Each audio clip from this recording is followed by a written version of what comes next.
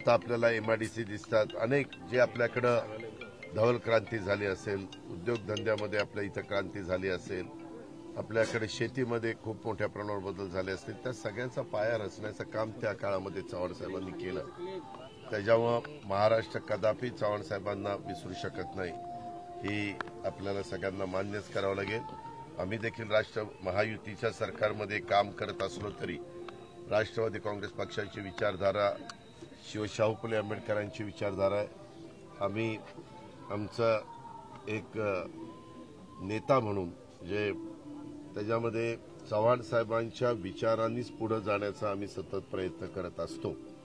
चव्हाण साहेबांचा आदर्शच आम्ही सगळे राष्ट्रवादी काँग्रेस पक्षाचे सहकारी डोळ्यासमोर ठेवून पुढची वाटचाल त्या ठिकाणी करत असतो आणि आम्हाला त्याच्याबद्दलचा अभिमान आहे. त्याबद्दल आम्हाला एक वेगळ्या प्रकारचं समाधान देखील मिळतं. त्यामुळे पुन्हा एकदा मला सगळ्यांना आवाहन करायचंय की त्यांनी घालून दिलेल्या दिशेनी रस्त्यानी आपण सगळ्यांनी पुढे गेलं पाहिजे, सगळ्यांनी एकोप्याने राहिलं पाहिजे आणि हा पुरोगामी विचाराचा महाराष्ट्र अधिक जोमाने पुढे देण्याच्या करता सगळ्यांनी प्रयत्न केला पाहिजे. हीच खऱ्या अर्थाने आजच्या पुण्यतिथीच्या दिवशी आपल्या चव्हाण साहेबांना खरी श्रद्धांजली ठरेल. पुन्हा एकदा त्यांना विनम्र अभिवादन करतो. दादा, सीएम पदाचा फॉर्म्युला काही ठरलेला आहे? काय नाही, आम्ही तिघे बसू आणि ठरवू. काही फॉर्म्युला वगैरे काही नाही देवेंद्र फडणवीसांना वाढता पाठिंबा मिळतोय. ऐका तरी तू लगेच दुसराच प्रश्न काढताय. काल माझी नेता निवड आमच्या राष्ट्रवादी काँग्रेस पक्षाच्या आमदारांनी केली, सर्व अधिकार मला दिले. मला वाटतं एकनाथराव शिंदेची नेता निवड काल संध्याकाळी केली, त्यांना सर्व अधिकार दिलेले आहेत. आता भारतीय जनता पक्षाचे त्यांनी नेता निवड काय करायचं काय नाही त्यांचं काहीतरी ठरलेलं असेल. आज तो मोठा पक्ष तिथं आहे आणि त्याच्यामुळं आम्ही नंतर तिघही एकत्र बसू, वरिष्ठांशी त्या बाबतीमध्ये सगळ्यांशी आमच्या सहकाऱ्यांशी चर्चा करू, वरिष्ठांशी चर्चा करू आणि राज्याला अतिशय मजबूत अशा प्रकारचं स्थिर सरकार आणि खूप लोकांच्या अपेक्षा आमच्याबद्दल वाढलेल्या आहेत. पत्रकार मित्रांनो, मी सहज बघत होतो, राज्याची निर्मिती 1 मे 1960 ला झाली. आज आपण 25 नोव्हेंबर 2024. ह्या कारकिर्दीमध्ये जेवढ्या निवडणुका झाल्या त्याच्यामध्ये जास्तीत जास्त जागा ज्यावेळेस काँग्रेस पक्ष मजबूत होता तेव्हा 222 पर्यंत गेलेलो होतो. आज तो आकडा 232 ते 33 पर्यंत पोहोचलेला आहे. महाराष्ट्राच्या इतिहासामध्ये एखादी युती, एखादी आघाडी, एखाद्या अशा पद्धतीनं एवढ्या मोठ्या प्रमाणावर यश मिळालेलं चित्र आपण पहिल्यांदाच बघतोय. वेगवेगळ्या लाटा आल्या. इंदिराजींची लाट आपण बघितली, मोदी साहेबांची 2014ची लाट आपण बघितली, आपण त्या ठिकाणी राजीव गांधींची पण लाट त्या बाबतीमध्ये बघितली, अनेक मान्यवरांच्या लाटा आपण बघितल्या. परंतु यावेळेस महाराष्ट्राने वेगळंच काहीतरी ठरवलेलं होतं. आम्ही योजना चांगल्या दिल्या, केंद्र सरकारने आम्हाला मोदी साहेबांनी त्याच्यामध्ये मनापासून मदत केली. आम्ही त्याच्यामध्ये ज्या लाभ देणाऱ्या योजना होत्या, जेवढी आमची ताकद, आमची म्हणजे आपल्या तिजोरीची ताकद होती, ते विकास कामावर कुठल्याही प्रकारचा परिणाम न होऊन देता त्या योजना सर्वसामान्य लोकांच्यापर्यंत म्हणजे विशेषतः महिलांच्यापर्यंत, माझ्या शेतकरी बांधवांच्यापर्यंत, बळीराजाच्या माध्यमातून दूध उत्पादक शेतकऱ्यांच्या पर्यंत आणि युवा युवतींच्यापर्यंत अशा सगळ्या घटकापर्यंत पोहोचवण्याचा आम्ही प्रयत्न केला आणि त्याच्यात जात पात धर्म भेदभाव असं काही केलं नाही. सगळे जे त्याच्यामध्ये बसले, जो काही आम्ही त्यांना हे लावलं होतं, दंडक लावलेलं होतं, त्या दंडकाप्रमाणे जे जे बसले त्या सर्वांना आम्ही ह्या योजनेचा लाभ दिला आणि त्याचाही आम्हाला जनतेने मतदारांनी खूप चांगला प्रतिसाद. आज मी सकाळी उठून आम्ही तिघं चौघही इथं डायरेक्ट आलो. त्या संदर्भात आता इथून मी जाणार आहे पुन्हा कोल्हापूर. आम्ही सगळेच मुंबईला जाणार आहोत. मुंबईला गेल्यानंतर त्या संदर्भात ठरवू. आपण मध्ये जे बातम्या देत होत्या 27 तारखेच्या आत सरकार आलं पाहिजे, स्थापन झालं पाहिजे, नाही तर राष्ट्रवादी राजकारणी, असं काही नाही, असं होऊ शकत नाही. कारण आता काल मला वाटतं निवडणूक आयोगाचे लोक पण राज्यपाल महोदयांना रात्री भेटले. त्यांनी सांगितलं आमची प्रोसिजर सगळी व्यवस्थित पार पडलेली आहे आणि त्यांनी पण ती लिस्ट दिली कोण आमदार 288 मतदारसंघात कुठल्या पक्षाचे कुठले आमदार निवडून आलेले आहेत सगळं त्याची माहिती दिलेली आहे. त्याच्यामुळे आता तर आम्हाला एवढं बहुमत आहे की समोर म्हणजे त्यांना आज विरोधी पक्ष नेता करण्या इतपत पण जागा कुठल्याच पक्षाला त्यांच्या मिळालेल्या नाही. ही वस्तुस्थिती आपल्याला नाकारता येणार नाही. तरी आम्ही म्हणजे एकनाथराव असतील, मी असतील, देवेंद्र असतील, आमचे सगळे महायुती असेल, आम्ही त्यांना विरोधकांचा मान सन्मान ठेवण्याची जी परंपरा आहे, जी पद्धत आहे, ती पद्धत त्या ठिकाणी आम्ही चालू ठेवू. विरोधी पक्षाचं नाही मिळत. मी एकंदरीत आपण नाही का सभागृह चालवत असताना एक रिस्पेक्ट देतो समोरच्यांना, कारण ते पण लोकांचे वेगवेगळ्या प्रकारचे प्रश्न मांडतील. आम्ही ते प्रश्न सोडवण्याचे मनापासून हे करू, प्रयत्न त्या ठिकाणी करू. आमच्याही सगळ्या महायुतीच्या कार्यकर्त्यांना, सहकाऱ्यांना, ह्यांनाही सगळ्यांना विश्वासामध्ये घेऊ. अधिकाऱ्यांना पण IAS IPS सगळी ही लॉबी आहे, त्यांनाही विश्वासात घेऊन आता खूप जबाबदारी आमच्यावर आहे.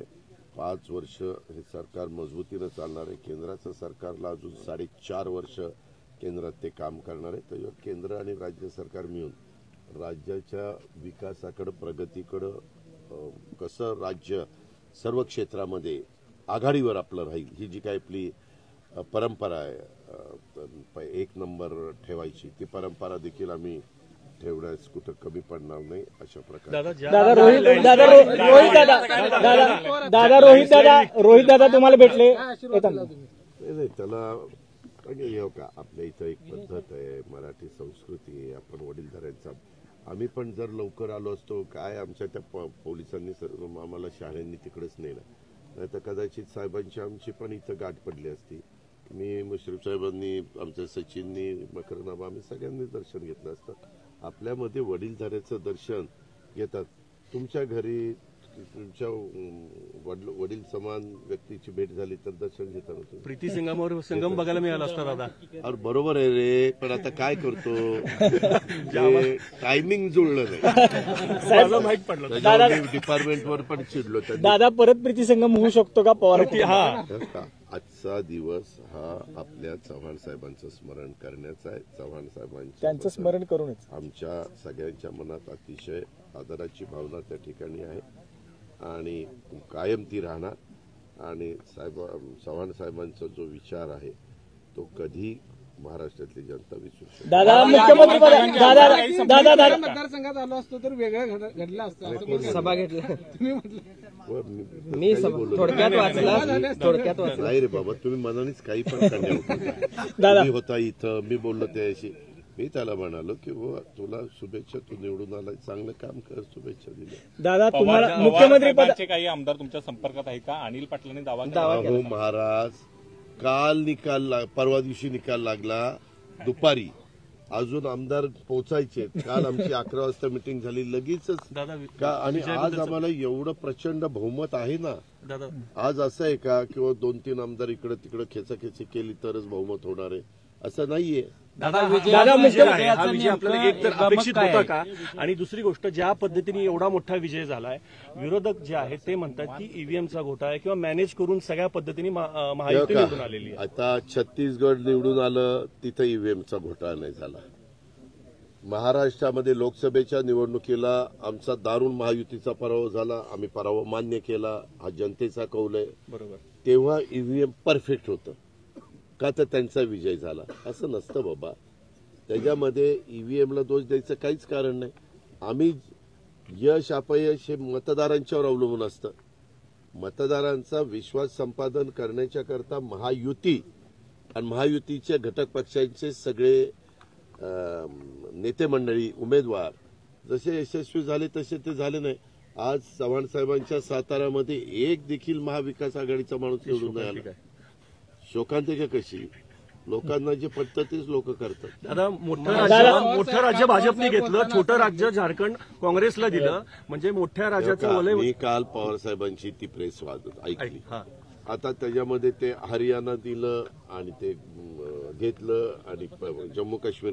काय होतं, पवार साहेब फार मोठे नेते, त्यांच्या प्रत्येक बोलण्याच्या संदर्भामध्ये बातमी होती, कुठलंही स्टेटमेंट त्यांनी केलं तर. पण माझं स्वतःचं स्पष्ट मत आहे, ही मॅटर कोर्टात गेलेली होती. सुप्रीम कोर्टाने पण मागं सांगितलेलं होतं की ईव्हीएम मध्ये कुठल्याही प्रकारचा दोष नाही.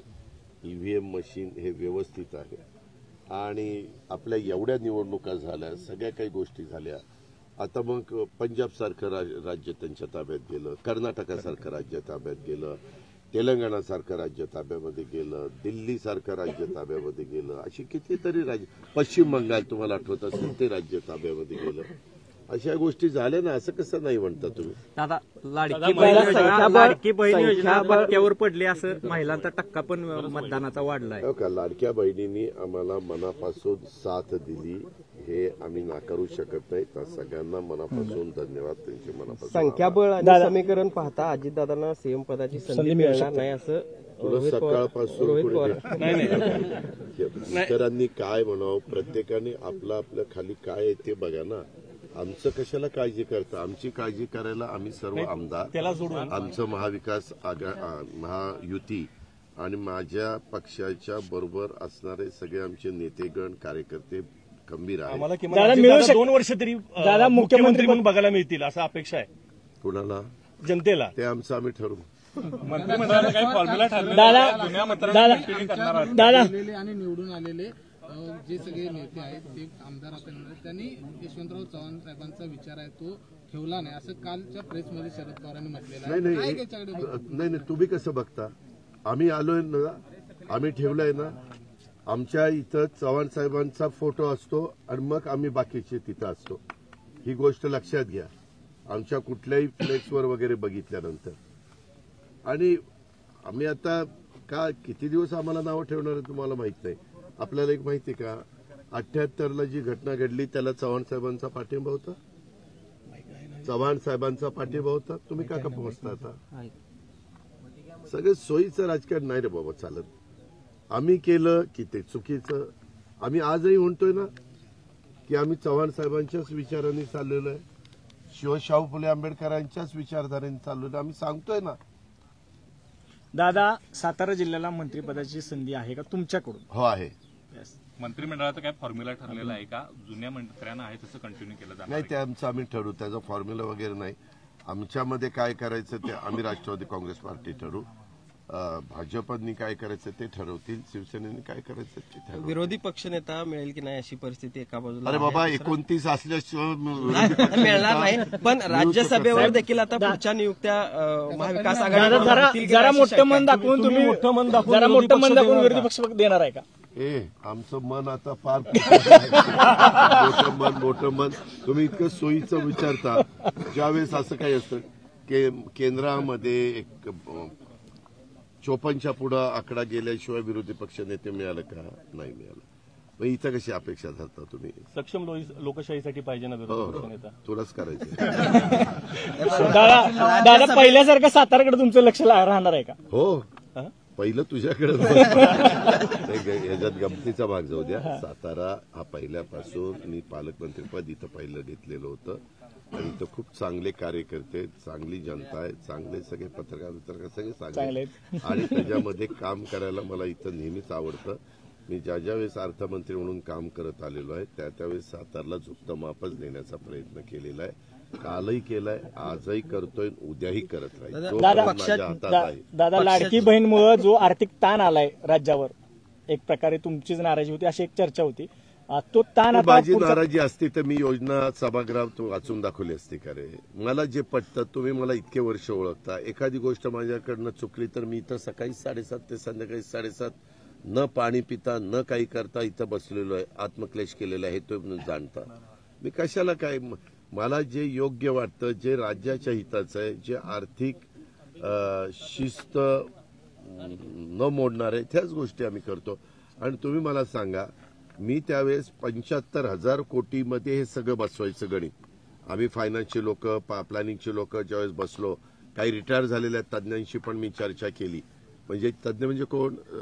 ACS फायनान्स रिटायर झालेले अशांची. त्यावेळेस आपलं 6.5 ते 7 लाख कोटीचं बजेट, मागच्या 6.5 लाख कोटीचं होतं.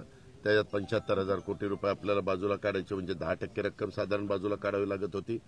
आणि त्याच्यात कुठं कुठं काय काय काटकसर करून ते शक्य होतं, रिसोर्सेस वाढवून ते शक्य होतं आणि त्या सगळ्याचा विचार करून आम्ही दिलं. यांनी तर ज्या योजना दिल्या होत्या पत्रकार मित्रांनो, तुम्हाला आश्चर्य वाटेल, त्यांच्या योजनांची मी बेरीज मारली, त्यांच्या 3 लाख कोटीच्या पुढे योजना जात होत्या. आता 3 लाख कोटीच्या योजना आमचं सरकार द्या, आम्ही ह्या गोष्टी करू. अरे बाबनो, त्याला 3 लाख कोटी रुपये लागतात. पुन्हा म्हणले असते नाही, आम्हाला वाटलं की पूर्वीसारखीच परिस्थिती आहे म्हणून आम्ही सांगितलं. आता तर परिस्थिती, आता काळा पेपर कसला ते मागे काढला होता, व्हाईट पेपर श्वेतपत्रिका काढून असं ते काही खरं नाही. आम्ही पण देवेंद्रजींना पण ह्याचा अनुभव आहे, मलाही खूप वर्षाचा अनुभव आहे, एकनाथरावजींना अनुभव आहे, भुजबळ साहेबांना अनुभव आहे, अनेक जण सिनियर लोक आमच्या मंत्रिमंडळात आहेत ना. असं काय करता? 26 तारखेला सुनावणी जिल्ह्यात लागून राहिलेली सुप्रीम आहे. कोर्टामध्ये होते चिन्हाच्या संदर्भात. तो न्याय व्यवस्थेचा अधिकार आहे, कोर्ट त्यांच्याबद्दलचा निर्णय देईल. आम्ही आमची बाजू वकिलामार्फत मांडतोय, समोरचे त्यांची बाजू वकिलामार्फत मांडतायत. परंतु आम्ही मुद्दामून जाऊन सभागृहात तिथं बसत नाही. काही काही जण मुद्दामून जाऊन तिथं बसतात. ही एक प्रकारची सहानुभूती मिळवण्याचा प्रयत्न आहे का काय, मला कळायला मार्ग नाही. सातारा जिल्ह्यात दिग्गज निवडून आलेले आहेत आणि सगळ्या दिग्गजांना अपेक्षा आहे की आपण मंत्री व्हावं. सगळे दिग्गज मंडळी आहेत, अगदी शिवेंद्रराजेंपासून शंभूराज देसाईंपासून आबा शेजारी उभे आहेत. सगळ्यांना मंत्रिपदाची अपेक्षा आहे. मला इतरांचं सांगता येत नाही, मी माझी बाजू व्यवस्थितपणे इथं करणार आहे. असं म्हटले की बारामतीमध्ये जर आम्ही उमेदवार दिला नसता तर महाराष्ट्रामध्ये वेगळा संदेश गेला असता. योगेंद्र पवार आणि अजित पवार यांची तुलनाच होऊ शकत नाही. अजित पवारांनी काम खूप केलेलं आहे त्या ठिकाणी. अहो, तुलना होऊ शकत नाही. इतर पण उमेदवार होते ना. युगेंद्र धंदापाणी करणार आहे, त्याचा काही राजकारणाशी दुरान्वय पण संबंध नाही. त्यालाच बरं माझ्या सख्या भावाच्या त्याच्या मुलालाच, माझ्या सख्या पुतण्याला उभं करायचं काहीच कारण नव्हतं. मी तर सांगून दमलो की लोकसभेला माझी चूक झाली. परंतु चूक झाली म्हणजे काय, घरातलाच माणूस उभा करायचा. काय झालं, इकडं आमच्या बाबा आत्राम, तिथंही घरातली मुलगी त्यांची स्वतःची मुलगी उभी केली. माझ्या इथं सख्खा पुतण्या माझ्या विरोधात उभा केला. अशा अनेक ठिकाणी घरातलीच माणसं काढली उभी केली. त्या शिंगणे तिकडे गेले म्हणून, नाहीतर शिंगणे इकडे असते तर त्यांच्याही विरोधी त्यांची सखी पुतणी उभी करण्याचं चाललेलं होतं. तीच मला सांगत होती, मला सांगितलं होतं की तुझ्या काकाच्या विरोधात उभं आहे. असं नाही पाहिजे. तुम्ही ती व्यक्ती उभी करणारी, काम करणारी असेल, जनमानसामध्ये लोकांनी त्यांची शिफारस केलेली असेल वगैरे, जरी त्या पक्षाचा तो अधिकार असेल तर काहीतरी त्यांना म्हणजे हे प्रयत्न करायला पाहिजे होता. तसं नाही झालं. जाऊ दे, आता काय करता. जनतेने सगळ्यांचं बघितलं आणि जनतेने कौल दिलाय. आम्ही तो विनम्रपणे स्वीकारलेला आहे. आमच्यावर जबाबदारी वाढलेली आहे.